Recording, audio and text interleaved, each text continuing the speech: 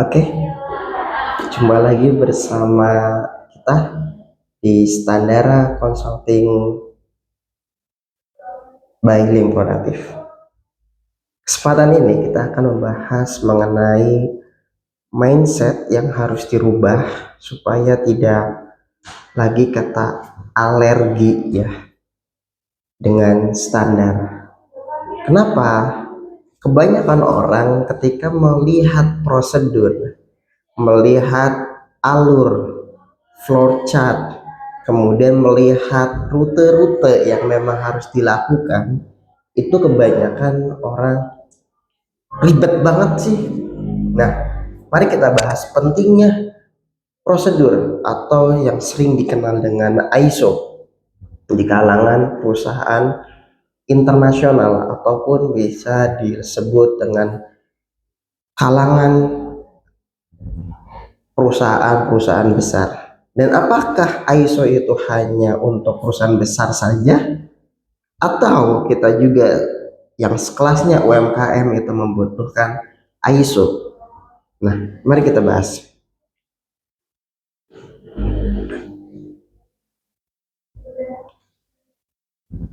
Mindset yang harus dirubah itu adalah apa?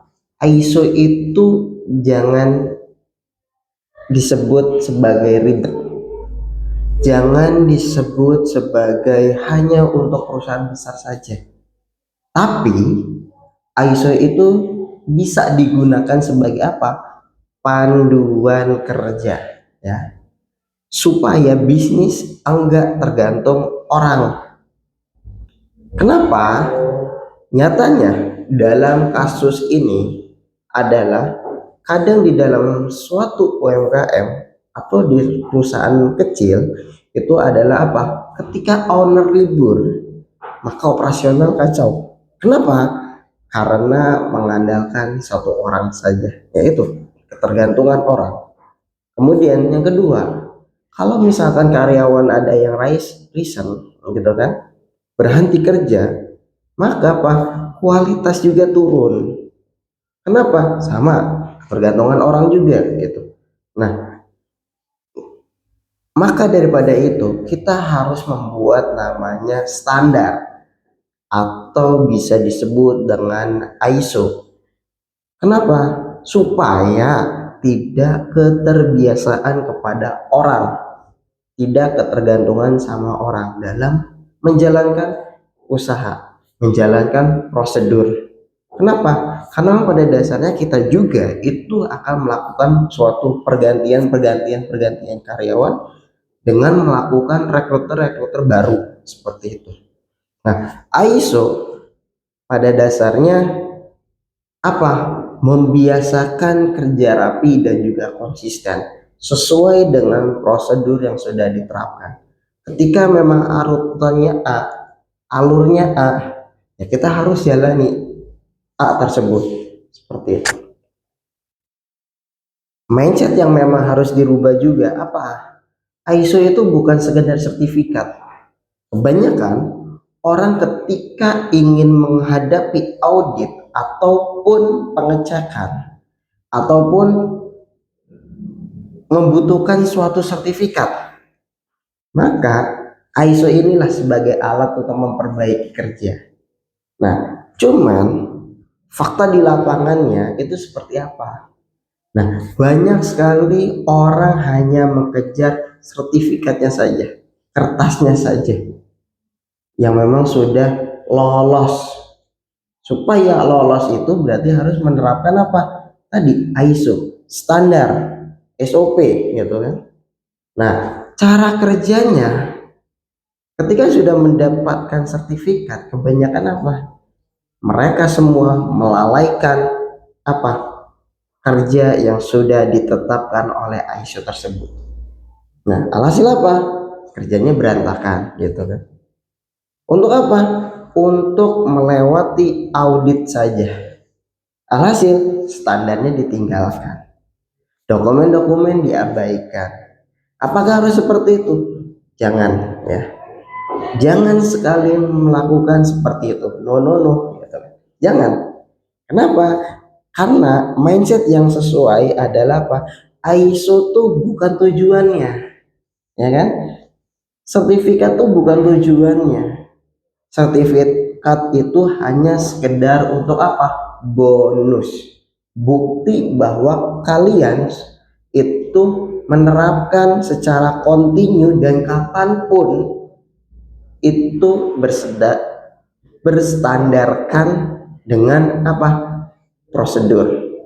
Nah, mengikuti standar seperti itu. Nah, jadi ISO ini sebagai alat supaya bisnis kita itu naik kelas, ya kan? Dan siap diaudit kapanpun. Kenapa? Karena memang setiap hari selalu dilakukan secara kontinu seperti itu. Nah, bagian yang selanjutnya ketika memang kita berbicara tentang ISO, mindset kita adalah apa? Harus dari kecil kita sudah menerapkan standar. Kenapa? Bisnis saya masih kecil, ya. Nanti nanti sajalah untuk buat ISO. Jangan seperti itu. Kenapa? Memang kita ketika usaha itu masih kecil, orderan masih dikit gitu kan. Memang kita tidak seperti halnya kelabakan, tidak halnya seperti susah gitu kan, karena masih bisa mengerjakan sendiri, nggak perlulah ISO. Jangan seperti itu. Kenapa? Sifat orang itu bisa berubah-ubah. Pertama mengerjakan bagus, kedua masih oke, ketiga masih oke, keempat, kelima, keenam sampai seterusnya pasti akan berubah. Nah, untuk mengingatkan hal-hal tersebut maka dibutuhkan adalah standar dan juga dokumen seperti itu. Nah, itulah disebut dengan penerapan ISO. Nah, banyak UMKM, ya kan, tidak siap scaling dari nol. Kenapa? Ya tadi itu pesanan masih dikit dan lain sebagainya. Padahal dari nol itulah kita bisa manage apakah standar kita sudah siap atau tidak. Manajemen dasar itu sangat penting sekali. Anggapannya ketika kita membuat suatu bangunan rumah, kalau misalkan kita tidak taruh pondasi dengan kokoh, kita bangun tiang-tiang, alhasil menambah besar lagi, tambah besar lagi, roboh tidak ketika pondasinya itu jelek, pasti roboh. Nah, ibaratnya seperti itu dalam suatu usaha pun gitu.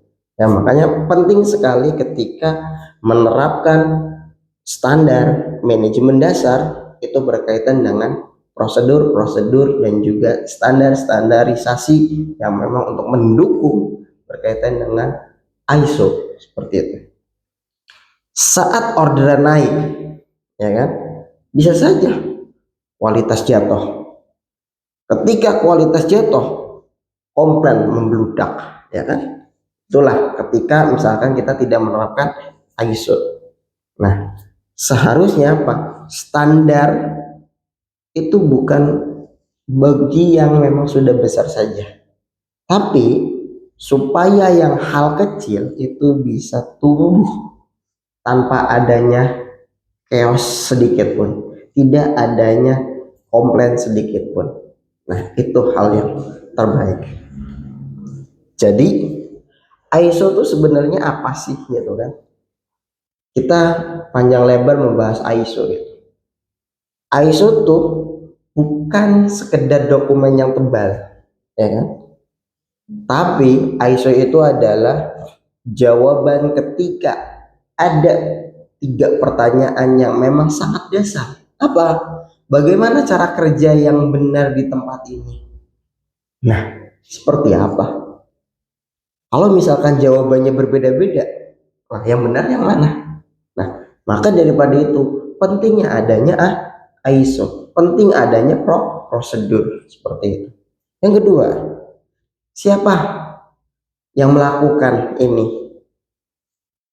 Caranya bagaimana? Dan implementasinya seperti apa? Itu pertanyaan yang memang harus dijawab berdasarkan dengan prosedur. Pertanyaan ketiga, kalau ada masalah, bagaimana nih cara memperbaikinya?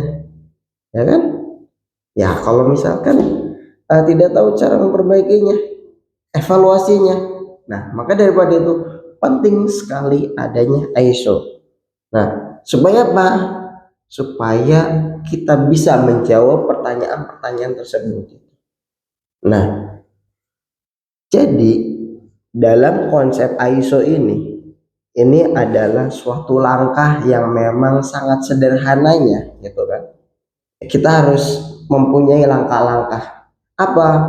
Pilihan yang memang harus sering bikin masalah, ya kan? Contohnya, produksi tidak konsisten, naik turun, banyak yang reject, layanan jelek, banyak komplain, ya kan? Admin pencatatannya berantakan. Nah, justru ketika hal seperti itu ada, ya kan? Disitulah peran ISO, peran dokumen, peran standarisasi. Untuk apa? Untuk menjawab semua yang berkaitan dengan pertanyaan tadi, ya kan?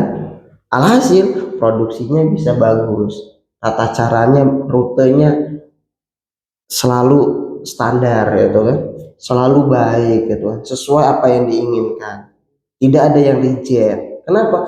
Karena memang konsisten. Komplain itu bisa ditangani dengan rute apa? Penanganan layanan. Dengan apa? Service customer, service excellent, ya kan? Service quality, yang memang pada dasarnya itu sangat penting, gitu kan. Nah, jadi hal seperti itu ya kita harus pahami terlebih dahulu, ya kan, rute-rute tersebut. Nah, kemudian paling sederhananya kita menerapkan ISO itu adalah apa? Tulis cara kerja yang memang sesuai, versi jujur, versi sederhana. Apa? Kayak seperti apa yang dilakukan, persiapannya apa, urutannya bagaimana, itu dijelaskan itu. Sehingga apa? Terbentuklah menjadi flowchart seperti itu. Nah, selanjutnya apa? Biasakan jalankan, biasakan diimplementasikan. Jangan apa? Jangan disimpan. Ketika sudah kita mencatat banyak gitu kan tentang ISO, kita sudah ketik banyak, kita sudah cetak gitu kan. Lantas apa? Disimpan di dalam folder. Nah, cukup, tidak diimplementasikan. Sama aja, itu hal yang bohong, hal yang salah. Kenapa? ISO itu seharusnya apa? Dibuat, kemudian dipakai, dijalankan. Jangan sampai dibuat, disimpan, tidak dipakai. Seperti itu. Terapkanlah hal mindset yang memang apa? Standar itu dipakai untuk membantu kerja, bukan untuk memenuhi dokumen, ya. Seperti itu. Nah, tantangannya apa? Yang pasti ketika menyiapkan ISO, gitu kan, audit itu bisa datang kapan saja. Ya kita ketika memang sudah menjalankannya, ya kita tanpa ragu, gitu kan, kita siap diaudit kapan saja, gitu. Ya kan? Kemudian selanjutnya, pasar yang memang makin kompetitif, ya pasti, gitu kan. Buyer makin kritis, ya pasti, gitu kan. Karena itulah tantangan-tantangannya, gitu. Regulasi yang makin ketat, perubahan-perubahan regulasi, peraturan-peraturan pasti ada, gitu kan. Lantas ya kita ketika memang sudah adanya ISO, itu bukan sebagai beban tambahan, bukan, tapi sebagai tameng agar bisnis tidak mudah tumbang, gitu. Kenapa? Karena memang sudah ada dasarnya nih, landasannya, seperti itu. Istilahnya dari ADART-nya sudah lengkap, sudah siap, gitu kan. Kemudian berkaitan dari ADART ini berkaitan dengan tujuannya. Kemudian dari tujuan itu bisa dengan standar flowchart-nya, gitu kan. Kemudian itu bisa menjadi suatu prosedur SOP-nya, yang dimana di situ ada tahapan regulasinya juga gitu, yang dimana di situ ada tanggung jawabnya siapa gitu kan, kemudian flowchartnya, dokumennya yang dibutuhkan apa saja seperti itu, penanganan keselamatan kerjanya juga seperti apa, itu di dalam SOP sudah ada gitu, sudah tertera gitu, makanya penting sekali. Kemudian format-formatnya seperti apa. Nah, ketika ada perubahan regulasi ya kita bisa mengkaji dari regulasi yang sebelumnya gitu kan. Seperti itu. Nah, jadi ya pada dasarnya, pada kesimpulannya, pada ringkasannya, itu apa? ISO itu bukan musuh ya. Ingat, ISO itu bukan musuh, tapi sebagai apa? Sebagai teman kita bekerja, sebagai implementasi kita gitu. ISO tuh bukan ribet kalau misalkan dimulai ya dengan kalimat mindset ataupun pikiran yang memang sesuai gitu, yang benar. Dan juga apa? Tidak perlu langsung sertifikasi, ya kan? Kenapa? Kita setiap hari menjalankan tanpanya ada sertifikasi, kita juga prosedurnya sudah bagus, sudah oke. Memang pada dasarnya dalam konsepannya ketika memang belum ada sertifikasi, apakah memang ini sudah uji layak gitu kan? No.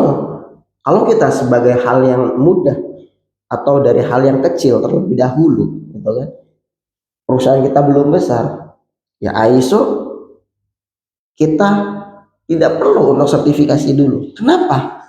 Karena kita harus menyiapkan suatu prosedurnya terlebih dahulu, langkah-langkahnya terlebih dahulu, implementasinya terlebih dahulu. Setelah memang sudah bertahan, sudah konsisten, sudah kontinu, sudah bagus implementasinya, barulah ranah sertifikasi seperti itu ya. Mulai membiasakan kerja rapi dan juga konsisten untuk hal dari UMKM. Untuk siapa? Kalian para usaha-usaha yang masih kecil gitu kan. Penting berkaitan dengan ISO atau standarisasi. Bisnis yang tahan krisis bukan yang paling besar, ingat, tapi yang paling siap secara sistem. Ya, seperti itu. Kita harus siap dalam sistemnya, manajenya, dan juga ketika implementasinya yang memang harus kontinu. Ingat, bukan perusahaan yang besar, tapi perusahaan kecil dari UMKM. Terima kasih. Kami dari Setara Konsultan by Link.